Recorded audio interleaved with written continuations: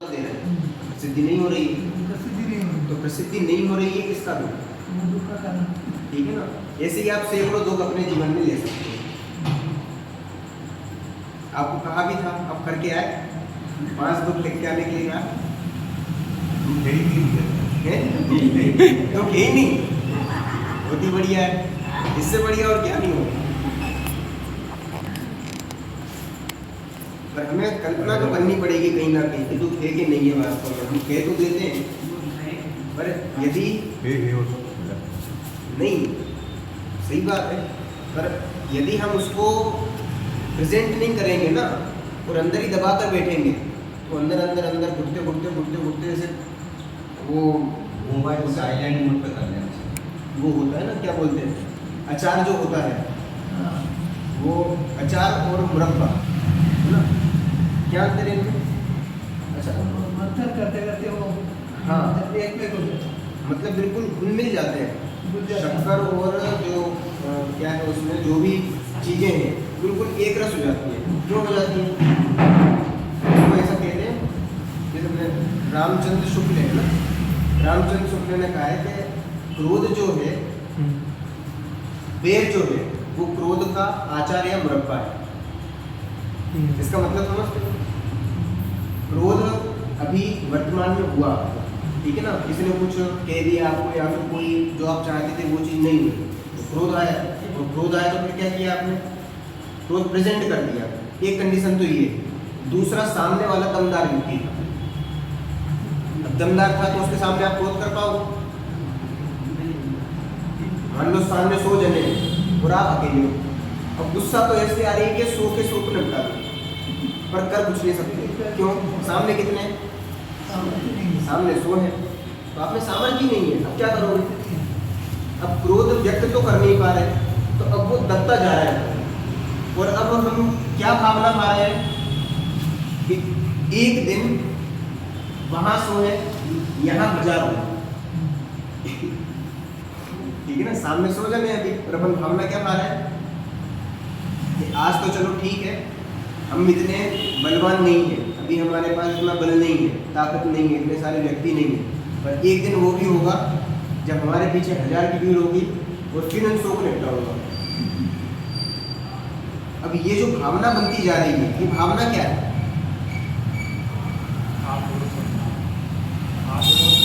ये जो भावना बन रही है ना, ये है बैर।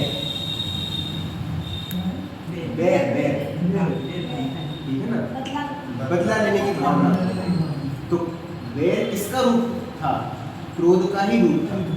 ठीक है ना, तो ये चीज़, तो वो चीज़ बढ़ती चली जाती है। ये बात कहाँ चल रही थी? हाँ, तो ये सारी चीज़ें हैं। अब दुख के कारण अपन ने रैंडमली 3 लिए थे, और भी जितने भी हो, हाँ, इनसे बात चालू हुई थी कि यदि हम उनको बोलेंगे नहीं ना, या फिर उनको लिखेंगे नहीं, तो वो और ज़्यादा, अभी तो क्रोध का रूप है, बाद में वो बैर का रूप बन जाएगा। और घातक क्या होता है? क्रोध ज़्यादा घातक होता है कि बैर ज़्यादा घातक? क्रोध में तो आपने जो आया तो उस समय निपटा दिया, और बैर में पूरा प्लानिंग करोगे कि कैसे क्या करना है उसका, कैसे नाम भी नहीं आना चाहिए। यहाँ पे आपने क्रोध किया तो सबको पकड़ में भी आ गया, सबने देखा आपको। और बैर में आप छुप के वार करोगे, वो जितने समय तक चलेगा ना उतना ज़्यादा और ज़्यादा प्लानिंग बढ़ती चली जाएगी। ठीक है ना, इसलिए खतरनाक क्या होगा? बैर बहुत खतरनाक होगा। अब हम अपने दुख को व्यक्त नहीं कर रहे हैं, पहली बात तो समझ नहीं रहे हैं। यदि समझ जाएंगे तो बहुत बड़ा काम हो जाएगा, पर समझ रहे नहीं है और उसको व्यक्त भी नहीं कर रहे हैं, तो क्या होगा? वो बैर का रूप बनता जाएगा। जैसे क्रोध बैर का रूप बन गया ना, जैसे वो इच्छाएं जो है, दमित इच्छाएं जो है अपनी, जो दुख है अपना, वो और ज़्यादा गहराता जाएगा, गहराता जाएगा, गहराता जाएगा। और उससे होगा क्या?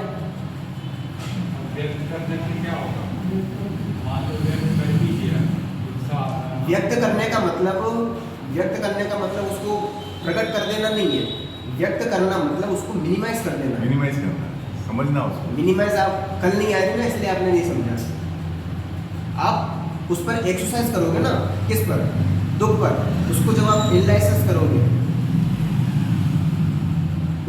व्यापक कारण देखोगे, व्यापक मतलब बताओ, व्यापक मतलब पहले एग्जांपल दिया ना व्यापक।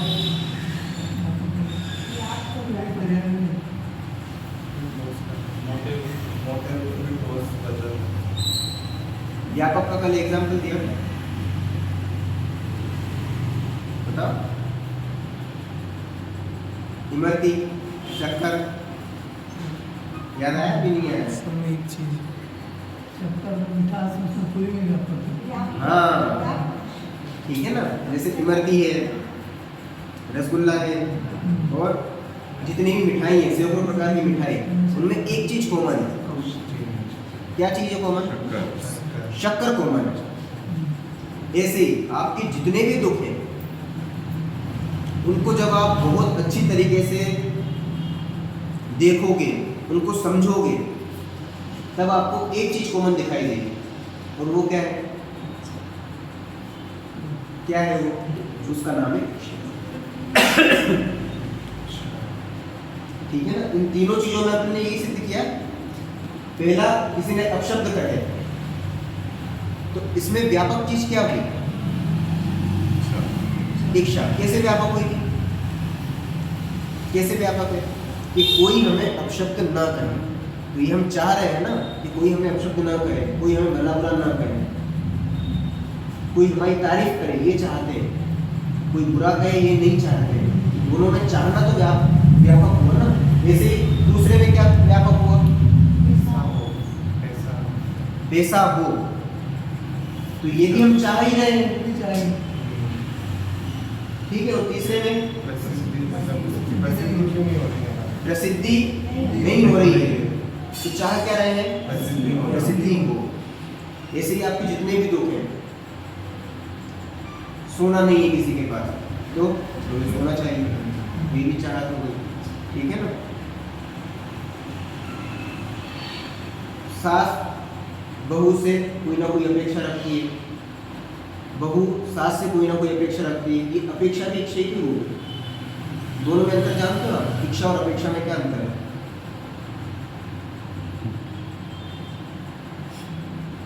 जानते हो? इच्छा स्वयं से, इच्छा, हाँ, अपेक्षा दूसरों से। बहुत बढ़िया। इसको यदि अपन एग्जाम्पल पे घटित करें ना, तो इच्छा मतलब जो स्वयं की छक्के जो लगाते भी हैं है, भाई साहब, हाँ? सीधे छक्के लगाते हैं। हाँ। कल से बिल्कुल छक्के चल रहे हैं इनके। लेटिंग तो करते ही नहीं सच्ची। बहुत बहुत नहीं, आज बहुत तो अच्छा बहुत सिस्टमैटिक काम हो गया है। बढ़िया। आधा हाँ। घंटे। हम जो सोच रहे हैं, जो हम चाहते हैं, वो तो इच्छा है, पर जो हम दूसरों से चाहते हैं वो भी अपनी फेवरेबल होता है। पॉइंट ऑफ व्यू अपना ही रहेगा, दूसरे का पॉइंट ऑफ व्यू नहीं होगा, वो अपेक्षा कहलाता है। जैसे मैं खाना खाऊं, ये क्या हुई? इच्छा। और आप मुझे खाना खिलाओ, ये अपेक्षा हो गई। समझ आया दोनों में क्या अंतर हुआ? ये दोनों इच्छा, पर दूसरों की बात जब आ जाती है और पॉइंट ऑफ व्यू अपना रहता है, तो उसका नाम अपेक्षा हो जाता है, ठीक है ना। मैं पढ़ूं, ये हुई इच्छा, और अपेक्षा क्या होगी? आप मुझे पढ़ के सुनाओ, ये अपेक्षा हो गई, ठीक है ना। ऐसे हम जो भी चीज़ें कर रहे हैं, अपेक्षाओं से और ज़्यादा दुखी होते हैं। इच्छाओं से दुखी है ही है, अपेक्षाओं से और ज़्यादा दुखी है कि आप ऐसा करो, आप ऐसा करो, आप ऐसा क्यों नहीं कर रहे हो? आपने कहा तो ये था और करे ये दिया, आप उल्टी उल्टी कहते हो, हमेशा सही काम नहीं करते हो। ये सब क्या है? अपेक्षा है। वजह से हम दुखी होते चले जा रहे हैं। तो अपने सारे दुखों में हमें एक चीज कॉमन देखनी है, क्या? इच्छा। आप और ज़्यादा इस पे वर्क करना और अपनी सारी जो भी आपके दुख हैं उनको एक बार लिखो, सही में लिखो। उससे होगा ये कि आपका दिमाग बिल्कुल फ्री हो जाएगा कि इतनी दुख है हमारे पास, इससे ज़्यादा दुख नहीं है। और उन दुखों में फिर बहुत अच्छी तरीके से एनालिसिस करना उनको, उनमें एक ही चीज़ कॉमन निकल के आएगी और उसका नाम क्या है? इच्छा। अभी हमारे पास 10 दुख थे और अब हमारे पास कितना दुख है? एक ही दुख। क्या है वो दुख? इच्छा। मिनिमाइज कर दिया हमने, ठीक है ना। तो ये व्यक्त करना होगा। बात समझ में आई? इसका करना क्या था? हमको ये चीज़ करनी थी ये अब सैकड़ों प्रकार की हमारी वो नहीं है दुख जो भी है, अब हमारे केवल एक है, एक ही दुख रहा हमारे पास, वो क्या है? इच्छा। अब हमें किसको दूर करना है? इच्छा को इच्छा को दूर करना है, ठीक है ना, क्योंकि वही दुख है। अब गजब की बात ये है, इच्छा दुख का कारण है कि नहीं है? इच्छा से दुख होता है कि नहीं होता? इधर से तो अपन ने समझ लिया कि भाई दुख है, पर वास्तव में आपको इच्छा दुख रूप लगती है? हमें प्यास लगी, हमने पानी पिया, तो इच्छा की पूर्ति हुई, इच्छा हुई, और इच्छा की पूर्ति तो मजा आया कि दुख हुई? तो इच्छा का उत्पन्न होना अच्छी बात है कि बुरी बात है? इच्छा का होना इच्छा दुख रूप नहीं है, इच्छा की पूर्ति नहीं होना वो दुख रूप है, वो पूर्ति हो जाए तो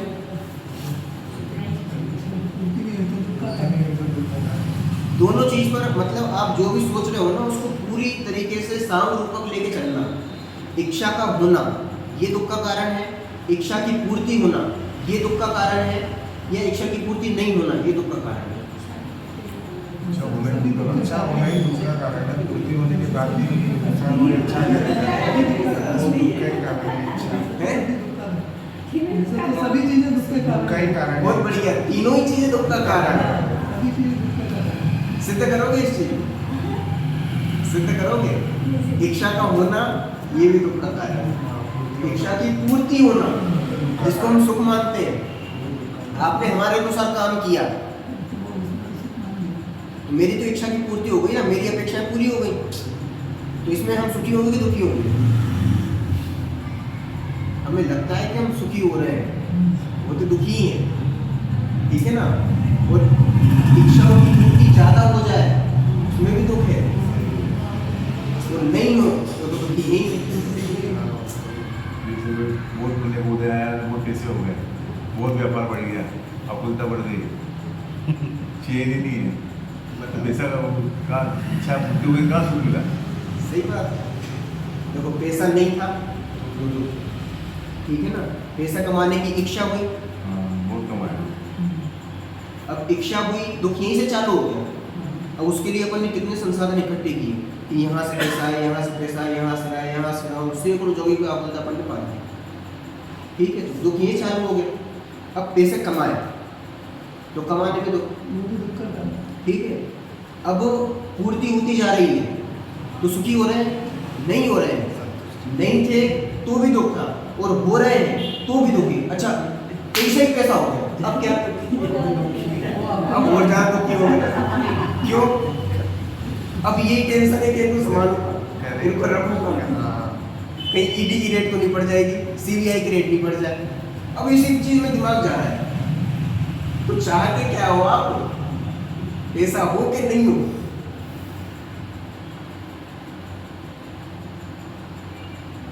कि दुख का कारण परद्रव्य नहीं है, दुख का कारण तो वो चाह है, इच्छा है, ये चीज समझ में आनी चाहिए। और इसीलिए इतना सब कुछ अपन ने मेहनत करी थी कि इतने दुख लिखे और उसमें एक चीज कोई कॉमन निकाला, क्या चीज? इच्छा। और वही दुख का कारण है। हमें इतने दुख देखने ही नहीं है, हमें एक ही चीज पर फोकस करना है।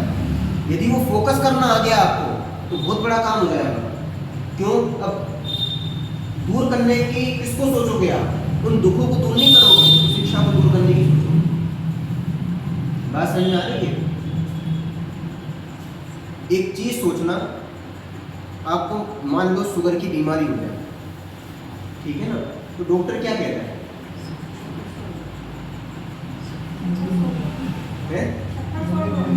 शक्कर छोड़ दो। वो 1000 प्रकार की मिठाइयों के नाम नहीं लेता कि इमरती मत खाना, रसगुल्ला मत खाना, लड्डू मत खाना, पेड़ा मत खाना, ये चीज़ें नहीं बोलता। वो क्या बोलता है?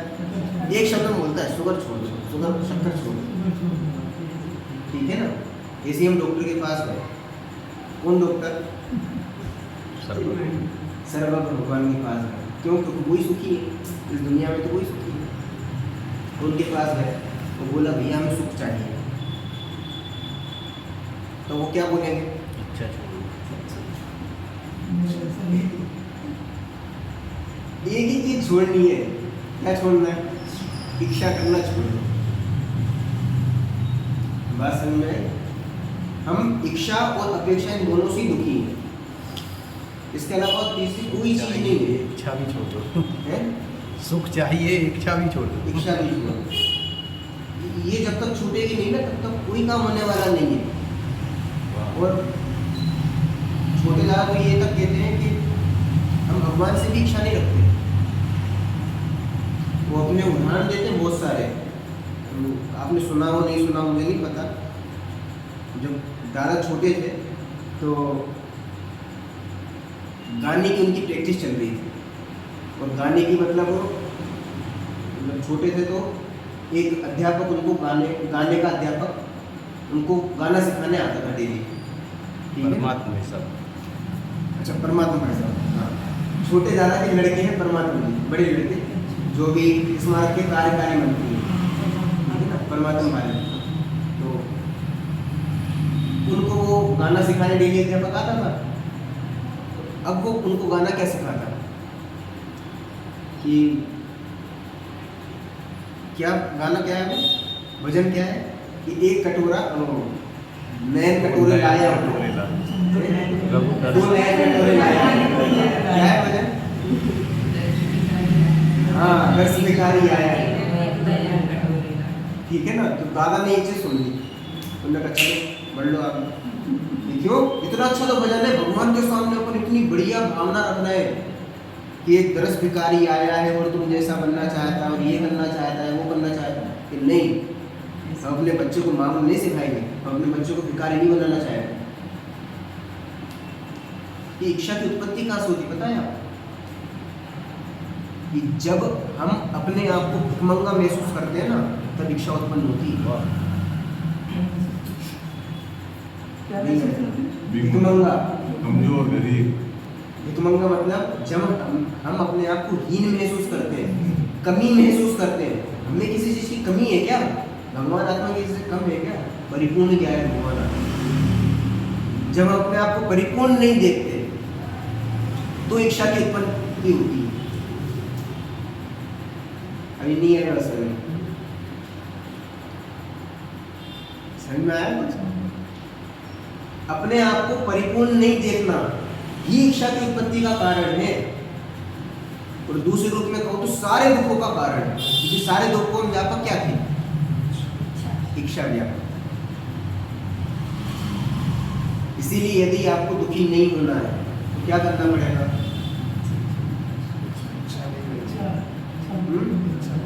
इच्छा नहीं करें, वो तो आप कर ही नहीं सकते। हाँ, आप अपने आप को परिपूर्ण देखो, इच्छा उत्पत्ति नहीं होगी। भाई हमारे पास पूरा वैभव है। एक राजा, कौन? चक्रवर्ती राजा। चक्रवर्ती राजा मतलब उसके पास सब कुछ है। तुरंत ऑर्डर हाजिर हो जाते हैं, जो आप मांगो वो आपके लिए हाजिर हो जाएगा। और ऐसा व्यक्ति गांव-गांव जाकर और एक घर-घर जाकर और लोगों से भीख मांगे, अच्छा लगेगा? जिसके पास सब कुछ है, पूरी संपदा है, 6 खंड की पूरी संपदा, और वो घर-घर जाकर भीख मांगे, तो हम भी तो यही कर रहे हैं। अनंत गुणों का वैभव है हमारे पास, और हम क्या कर रहे हैं? घर-घर जाकर भीख मांग रहे हैं।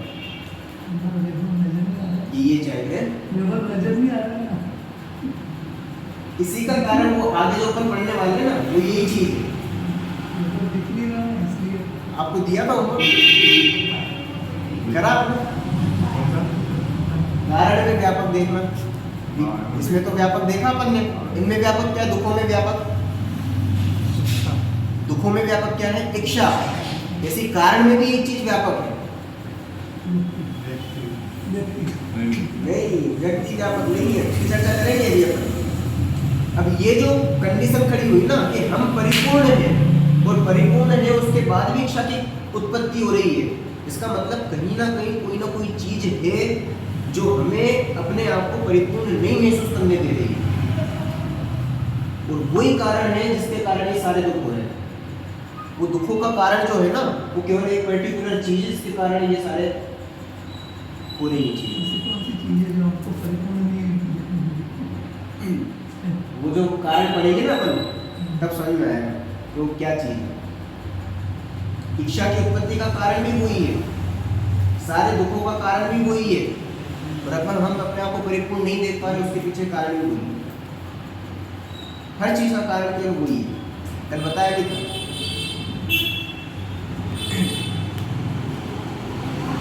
चलो अभी मेन चीज इतनी है कि इच्छा दुख है और उसको कैसे भी करके हमें एनी हाउ खत्म करना है। पर गजब की बात ये, इच्छा हमें दुख रूप नहीं है। डोडरमल जी ये कहते हैं कि इच्छाओं की पूर्ति के लिए हम मर जाना चाहते हैं, मरने से भी कतराते नहीं है। इच्छाओं की पूर्ति कैसे करोगे आप? कैसे करोगे? लड्डू इच्छाओं की पूर्ति कैसे करोगे? शरीर के माध्यम से। हाँ सही बात। शरीर के माध्यम से मतलब 5 इंद्रियों के माध्यम से, ठीक है ना। तो इन 5 इंद्रियों के माध्यम से हम इच्छाओं की पूर्ति करना चाहते हैं, जैसे तैसे करके कुछ भी करके पूर्ति करना चाहते हैं, पर पूर्ति होती नहीं है। इसलिए इसमें 5 एग्जाम्पल दी कि एक एक विषय के अर्थ एक एक जीव अपनी इच्छाओं की पूर्ति करने जाता है और मर जाता है। पहला उदाहरण दिया हाथी। हाथी हाथी का स्पर्शन इंद्रिय में उसका उदाहरण दिया। स्पर्शन इंद्रिय के वशीभूत होकर, मतलब वो हथीनी के बस हथिनी को वो चाहता है, ठीक है ना। अब हथिनी को चाहता है तो होता क्या है कि हाथी को जब पकड़ना होता है ना, तो क्या किया जाता है पता है आपको? प्रोसेस, हाथी को पकड़ने का प्रोसेस क्या है? ये जो हाथी आपको सर्कस में दिखाई देते हैं ना, वो सर्कस में ऐसे नहीं आते, उनको पहले पकड़ा जाता है, तभी तो वो आएंगे। तो पकड़ने के लिए क्या करते हैं? हथिनी का प्रयोग करते हैं। और उसके हथिनी का प्रयोग क्यों करते हैं? उसके पीछे कारण क्या है? क्योंकि वो डिस्पर्सन इंद्रिय का गुलाम है।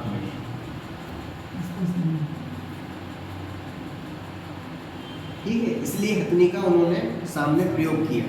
अब जब हथनी सामने रखी तो यहाँ पर इसको प्रिय है, इच्छा उत्पन्न हुई, गया उसके पीछे, और जैसे ही जाता है नीचे रहता है गड्ढा, गड्ढे में गिर जाता है। महीनों तक उसको भूखा रखते हैं। जब बिल्कुल कमजोर हो जाता है तब उसको निकालते हैं, और फिर घंटर मार मार के 2 पैरों पर चलना और फिर कसरत करना और ये गोल उछालना, ये सब चीज़ सिखाते हैं।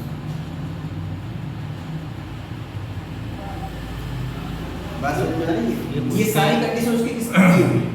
एक उसके अंदर करुणा बुद्धि आ जाती, मतलब ऐसा लगता है उसे कि अरे बहुत उपकारी हैं जो हमें निकाला, जबकि वो छल में पाड़ा था और छल ही किया, भूखा रखा उसे, लेकिन नहीं तो निकालते ही भूखा उसे रखा उपकार लगता है और उस उपकार का वो बदला चुकाना चाहता है। इतना उपकृत होता है हाथी। ठीक है ना। ऐसे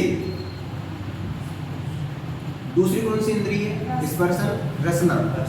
रसना इंद्रिय के वशीभूत होती मछली। जाल डालते हैं और उसमें मांस का कुछ अंश लगा देते हैं। अब वो जैसी देखती है और वो स्वाद की वशीभूत होकर आती है, निपट जाती है, उसमें छिप जाती है और एकदम खींच लेते हैं उसको। अब ये काय की गुलाम थी? स्वाद की गुलाम थी, इसलिए उसकी ये दशा हुई। ऐसे ही घोड़ा कितना ताकतवर है, चाहे तो वो लकड़ी में छेद कर दे, और एक कमल का पत्ता या फिर फूल की बिल्कुल कोमल पंखुड़ी को घेर नहीं पाता। क्यों नहीं घेर पाता? क्योंकि बिल्कुल उसमें आकर्षित है, उसका गुलाम बन चुका है। उस गुलामी के कारण वो उसको छोड़ नहीं पाता। एक केवल विषय को ग्रहण करना चाहता है, एक इच्छा की पूर्ति करना चाहता है, और इस इच्छा की पूर्ति के चक्कर में अपना पूरा बल भूल गया, वो मर जाता, अपना पूरा वैभव भूल गया। ऐसे ही चौथा कौन सा है? चक्षु। चक्षु इंद्रिय के वशीभूत है पतंग, और जलती अग्नि देखता है, देख के लट्टू हो जाता है उस पर, उसके पास जाता है, जैसे ही जाता है तो जलता है, फिर वापस चढ़ के बाहर गिरता है, फिर देखता है कि यार ये तो बहुत अच्छा कुछ जब करता हुआ दिखाई दे रहा है, वापस उसके पीछे जाता है, तो फिर जलता है। ये बार बार इतनी जलन महसूस हो रही, फिर भी क्यों जा रहा है? क्योंकि इच्छा की पूर्ति नहीं हो रही, फिर जाता होगा, फिर जाता है। देखने का इतना ज़्यादा शौक है, मरण की कीमत पर भी उसको करना चाहता है, ये बता रहा। और ऐसे ही जो हिरण होता है वो कर्म इंद्रिय के वशीभूत होकर सारे काम करता है। उसको संगीत बहुत पसंद होता है, वो चला रहते हैं, और यहाँ पे वो पकड़ने वाले आते हैं, उसको पकड़े ले जाते हैं। अब ये सारी दशा काय के कारण हुई? वो हाथी इतना महीनों तक भूखा रहा, सर्कस में इतना काम कर रहा है, मछली तो बेचारी मरी गई, ठीक है ना, पूरा मर गया। वो पतंगा जल जल के मरते जा रहा है, पंख उसके कटते पिटते जा रहे हैं, और यहाँ शिकारी भी उस हिरण को लेके भाग गया, वहाँ जहाँ पर भी ले जाना था, अपनी चीड़ा फाड़ी करनी थी, वो सब किया। ये सारी दशा काय के कारण? केवल एक इच्छा की पूर्ति के कारण, केवल एक इच्छा। और हम पांचों इंद्रियों की इच्छाओं की पूर्ति करना चाहते हैं। ये तो कम है, एक मन भी बैठा हुआ है, और तगड़ा राजा है। जब प्रॉब्लम क्या होती है, दुख पता है और क्या होता है? चलो पांचों इंद्रिय के विषय तो अपने सामने है, इतना पुण्य का उदय है तो वो चीज़ सामने है, पर उसको ग्रहण नहीं कर पाते, क्योंकि एक समय में एक ही चीज़ का ग्रहण होगा, या तो आप सुन पाओगे, या देख पाओगे, या चख पाओगे, या उसको छू पाओगे, एक चीज़ ही कर पाओगे आप, ठीक है ना। यदि ज़्यादा चीज़ें भी करोगे तो ज्ञान तो एक ही चीज़ का होने वाला है, इसीलिए झपट्टे मारते हैं कि कैसे भी करके उसको पा लें। ज़्यादा से ज़्यादा हमारे वो चीज़ें अनुभव में आए, इसलिए हम शरीर को बलवान बनाते हैं कि कम से कम शरीर बलवान होगा तो इंद्रियां अच्छी होंगी, ज़्यादा इंद्रियां अच्छी होंगी तो ज़्यादा विषयों का ग्रहण होगा। इतनी उल्टी उल्टी चीज़ें करते हैं केवल काय के लिए?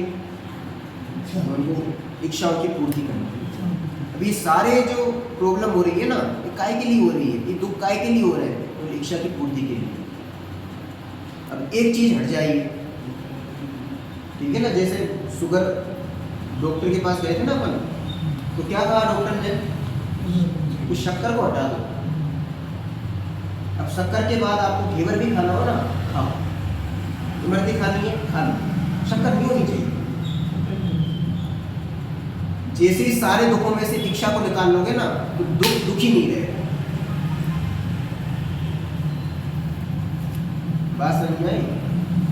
इमरती कब तक है? इमरती 50 नहीं है, 50 नहीं हट गई फिर करेंगे मेरे को, कोई रस नहीं रहा, फिर तो वो मीठा ही नहीं रहा। ऐसे ही दुख कब तक दुख है? जब तक उसमें इच्छा है। इसलिए हमें प्रहार किस पर करना है? इतने सारे दुखों पर नहीं करना है, केवल एक चीज पर प्रहार करना है। वो क्या है? इच्छा। अब दूसरी चीज है इसमें कारण, ठीक है ना। तो किसी ने अपशब्द कहे तो कारण कौन बना?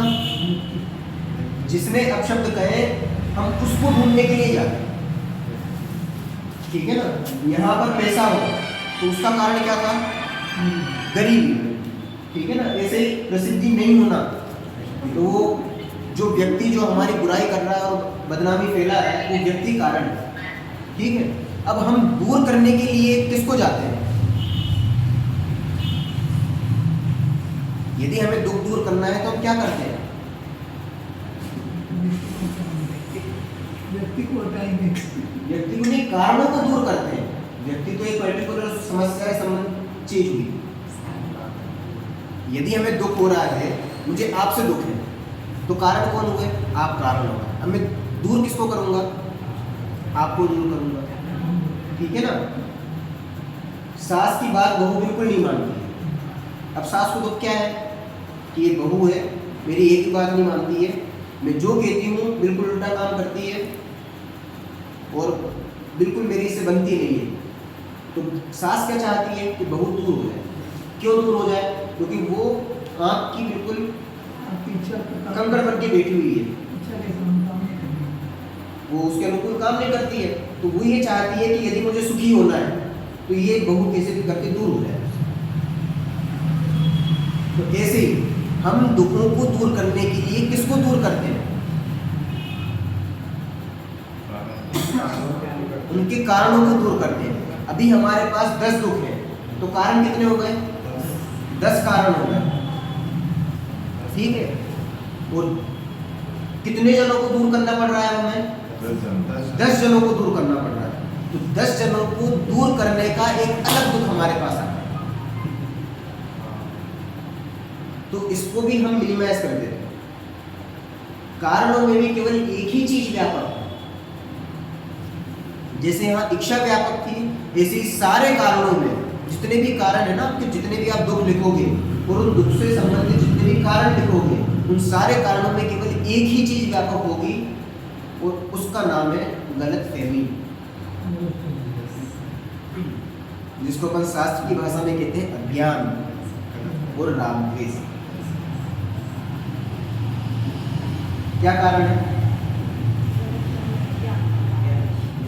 अज्ञान और राग द्वेष, जिसको अपन नॉर्मल भाषा में कहते हैं गलतफहमी। ठीक है ना? ये गलतफहमी है हमारे के व्यक्ति ने अपशब्द बोले, उसने कहा वो अच्छा बोला, हमारे कान ने गलत सुन लिया, अब क्या होगा? ठीक है ना? यहाँ पर भी सेकंड नंबर पे भी पैसा गरीबी का कारण पैसा है, गलतफहमी है आपकी। नीचे प्रसिद्धि नहीं होना, तो जिस व्यक्ति को अपन ये बोल रहे हैं कि ये हमारी बदनामी करता फिरता है, गलतफहमी है आपकी। एक कार्य होने में अनेक कारण होते हैं, आपने एक कोई कारण बनाया और वास्तव में वो कारण है ही नहीं। आप जब डेप्थ में जाओगे ना, इसके ऊपर बहुत जाएंगे अपन, उसको बहुत गहराई से पकड़ेंगे। अभी तो मैं केवल एक नॉर्मल वर्ड का यूज कर रहा हूँ, गलतफहमी। और गलतफहमी कोई अपन दूसरी भाषा में कहो तो क्या हो जाएगा? अज्ञान। हमारे सारे दुखों का एक ही कारण है और वो क्या है? अज्ञान। अभी हम दूर किसको कर रहे थे? सामने वाले व्यक्ति को। यदि आप मुझे अच्छे नहीं लग रहे हो तो मैं आपको दूर करना चाहता हूँ। थोड़ी देर में लड्डू अंकल अच्छे नहीं लग रहे हैं तो मैं इनको दूर करना चाह रहा हूँ। तो ऐसे तो मैं सबको ही दूर करना चाहूँगा और सब दूर होंगे नहीं तो फिर मैं दुखी होऊंगा। दूसरा थोड़ी ना मेरे अनुसार परिणमित होगा, तो फिर तो मुझे दुखी ही होना है। तो इसलिए सबसे पहले अपन सारे कारणों को लिख लो, फिर उनमें एक चीज कॉमन देखो। तो कॉमन क्या चीज निकल के आएगा? अज्ञान। अभी हम 10 चीजों को दूर कर रहे थे, अब हम कितनी चीजों को दूर करेंगे? केवल एक को। तो शॉर्ट हो गया प्रोसेस। केवल हमें किसको दूर करना है? अज्ञान को दूर करना है। यदि हमारा अज्ञान दूर हो गया तो अज्ञान के कारण ही हो रहा था इच्छा, और इच्छा के कारण हो रहे थे इतने सारे दुख। तो सारे दुखों को यदि मिटाना है तो किसको पकड़ना पड़ेगा? पहले इच्छा को। और इच्छा काय के कारण हो रही थी? अज्ञान के कारण। बात समझ में है? तो अब हमें यदि किसी पर फोकस करना है, किसी को हटाना है, खत्म करना है, तो किसको करना है? अज्ञान को करना है। इसको गांठ बांध के एकदम जिंदगी भर के लिए रख लो अपने पास। तो हमें किसको दूर करना है? अज्ञान को दूर करना है। हमें सामने वाले व्यक्ति को दूर नहीं करना है, जिसने गाली दी उसको नहीं हटाना है। किसको हटाना है? अज्ञान को हटाना है। यदि ये चीज समझ में आ जाए तो बताओ, भारत पाकिस्तान का युद्ध हो सकता है? क्योंकि भारत को पता है कि पाकिस्तान बेचारा अज्ञानी है। वो अज्ञानी क्या बन अज्ञानी? यदि अपन उसको दुख का कारण मान रहे हैं तो अपन अज्ञानी है, क्योंकि अज्ञान के कारण ही तो वो हमें दुख का कारण दिखाई दे रहा है। और जबकि दुख का कारण क्या है? पाकिस्तान कि हमारा अज्ञान? अज्ञान दुख का कारण। विचार करना पड़ेगा आपको एक एक चीज। आप देखो सबसे पहले दुखों में और फिर उनके कारणों में, सारे कारण लिख लो कि मुझे किन किन कारणों से दुख होता है, सारी चीजें अपने में लिख लो और फिर उसमें आप एक चीज कॉमन देखोगे, अज्ञान। अब प्रहार किस पे करना है? अज्ञान पर प्रहार करना। और अज्ञान पर प्रहार हो गया तो फिर आपके सारे दुख खत्म, ठीक है ना। और इस पर विचार करना, समय भी हो गया अपना, देखेंगे उपाय की भी चर्चा करनी है अपन को। 30 मिनट करते हो क्या? कितना मिनट करते हो? हाँ, अच्छा। इन दोनों में अज्ञान कैसे हुआ? इनमें गरीबी और इसमें व्यक्ति में देखने अज्ञान कैसे हुआ है? गरीबी भी देख रहे हैं, गरीबी तो बेसिकली गरीबी थोड़ी ही है। हाँ, कैसे? मन से, सोच से। सोच से गरीब, ठीक है। सोच से क्यों गरीब? सोच से मतलब अपन सोचे पैसे सब काम होगा, पैसे थोड़ी हो रहा है क्या? आज तो गरीब आदमी तो अगर पैसे से धर्म होता तो फिर धर्म ही नहीं कर सकता हो। गरीब आदमी धर्म ही नहीं कर सकता है।